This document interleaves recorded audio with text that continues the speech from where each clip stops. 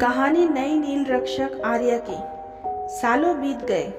अर्जुन अब गांव रुद्रपुर का संरक्षण बन चुका था, लेकिन वह झील की शक्ति को कभी खुलकर इस्तेमाल नहीं करता था। बस एक छाया की तरह गांव की रक्षा करता था।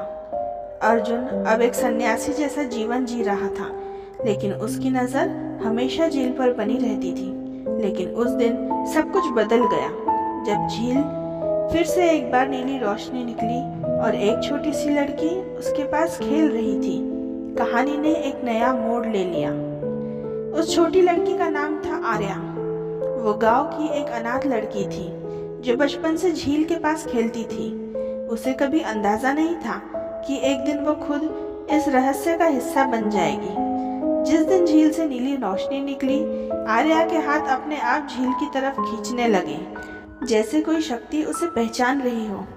अर्जुन तुरंत वहां पहुंचा, लेकिन देर हो चुकी थी। झील की शक्ति ने आर्या को छू लिया था। झील की रक्षक आत्मा अर्जुन के सामने प्रकट हुई और बोली, अब शक्ति ने नया पात्र चुन लिया है, तू उसका मार्गदर्शन बन। लेकिन सावधान रहना, अंधकार लौट रहा है। अर्जुन चौंक गया।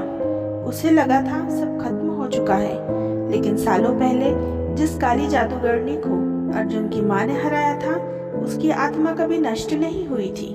वह एक छाया लोक में बंद थी और अब उसने एक मानव शरीर में प्रवेश कर लिया था। गांव के एक नवयुवक रुद्र में। रुद्र बाहर से शांत और भोला दिखता था, लेकिन अंदर से वह जादूगरनी की छाया से छलाया जा रहा था। आर्या को अब अजीबोगरीब सपने आने लगे।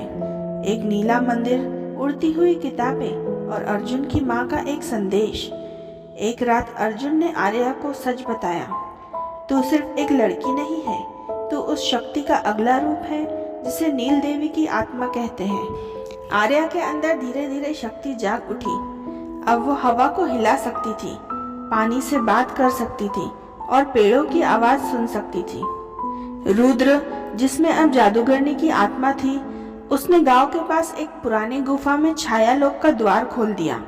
अंधकार की लहर गांव में फैलने लगी।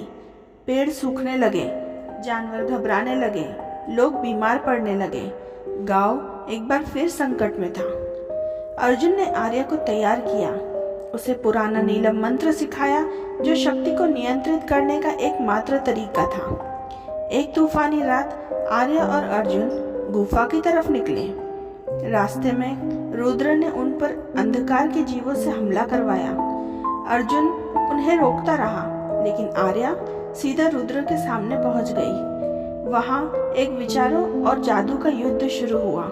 रुद्र बोला, तू एक छोटी सी लड़की है, मुझे नहीं हरा सकती। आर्या ने शांत आवाज में कहा, शक्ति उम्र नहीं देखती, नीयत देखती है। उसने अपना हाथ उठाया। उसके चारों तरफ झील की नीली रोशनी घूमने लगी। आसमान बिजलियों से चमक उठा। आर्या ने रुद्र को हराया नहीं, बल्कि उसमें बंद जादूगरनी की आत्मा को शुद्ध कर दिया।